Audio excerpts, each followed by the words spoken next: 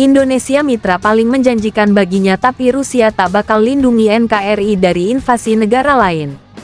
Persahabatan antara Indonesia dan Rusia disebut oleh Vladimir Putin dilandasi atas rasa saling percaya. Oleh karena itu Indonesia dan Rusia hubungan diplomatiknya tak pernah lekang oleh waktu.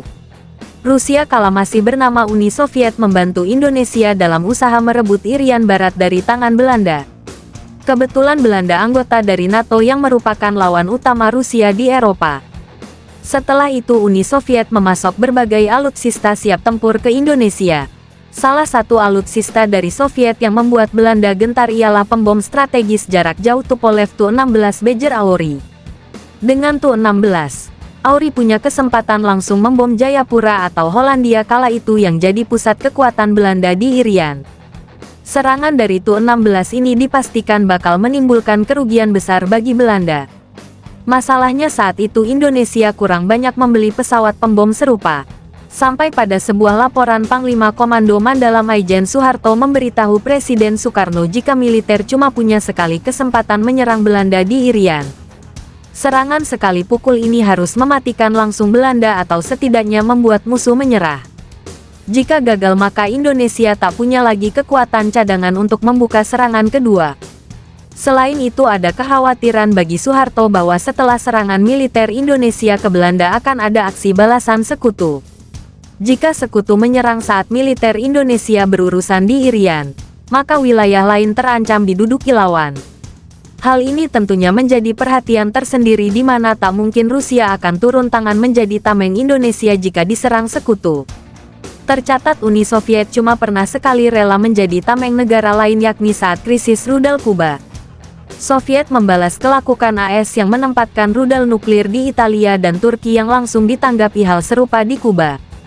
Ketika AS memblokade Kuba dan hendak memutuskan opsi serangan ke sana, Soviet menegaskan ada konsekuensi serius bagi lawan jika sampai melakukannya. Yakni Soviet akan terlibat langsung mempertahankan Kuba bila AS menyerang. Setelah kejadian itu praktis Soviet tak pernah berkata akan membela negara lain dengan tentaranya, meski itu ke Indonesia sekalipun. Meski demikian Rusia menganggap Indonesia saat ini jadi mitra paling menjanjikan baginya. Indonesia, Vietnam dan Thailand merupakan beberapa mitra Rusia yang menjanjikan di Asia Tenggara. Rusia memiliki tradisi kontak politik yang bersahabat selama bertahun-tahun dengan kawasan ini. Mengenang bahwa pada tahun 1960-an, tak lama setelah pembebasan Jakarta dari kemerdekaan kolonial dari Belanda, di bawah Presiden Soekarno, Moskow memberikan bantuan besar-besaran kepada Indonesia, jelas Vedomosti pada tanggal 4 September tahun 2023. Bagaimanapun Rusia bukan AS yang rela mengerahkan tentaranya untuk melindungi negara lain seperti kasus di Korea Selatan, Australia hingga Taiwan di masa mendatang. Persahabatan antara Indonesia dan Rusia disebut oleh Vladimir Putin dilandasi atas rasa saling percaya. Oleh karena itu Indonesia dan Rusia hubungan diplomatiknya tak pernah lekang oleh waktu. Rusia kala masih bernama Uni Soviet membantu Indonesia dalam usaha merebut Irian Barat dari tangan Belanda. Kebetulan Belanda anggota dari NATO yang merupakan lawan utama Rusia di Eropa. Setelah itu Uni Soviet memasok berbagai alutsista siap tempur ke Indonesia. Salah satu alutsista dari Soviet yang membuat Belanda gentar ialah pembom strategis jarak jauh Tupolev Tu-16 Beger Auri. Dengan Tu-16, Auri punya kesempatan langsung membom Jayapura atau Hollandia kala itu yang jadi pusat kekuatan Belanda di Irian. Serangan dari Tu-16 ini dipastikan bakal menimbulkan kerugian besar bagi Belanda.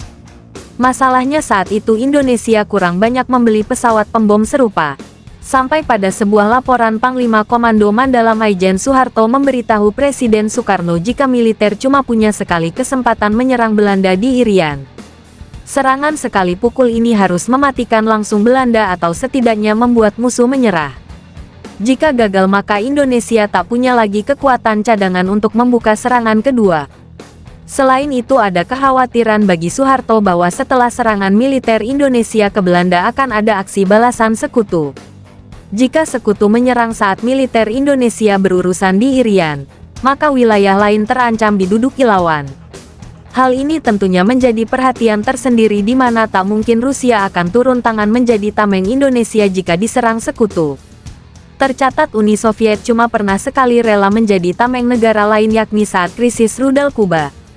Soviet membalas kelakukan AS yang menempatkan rudal nuklir di Italia dan Turki yang langsung ditanggapi hal serupa di Kuba. Ketika AS memblokade Kuba dan hendak memutuskan opsi serangan ke sana, Soviet menegaskan ada konsekuensi serius bagi lawan jika sampai melakukannya. Yakni Soviet akan terlibat langsung mempertahankan Kuba bila AS menyerang. Setelah kejadian itu praktis Soviet tak pernah berkata akan membela negara lain dengan tentaranya, meski itu ke Indonesia sekalipun. Meski demikian Rusia menganggap Indonesia saat ini jadi mitra paling menjanjikan baginya. Indonesia, Vietnam dan Thailand merupakan beberapa mitra Rusia yang menjanjikan di Asia Tenggara.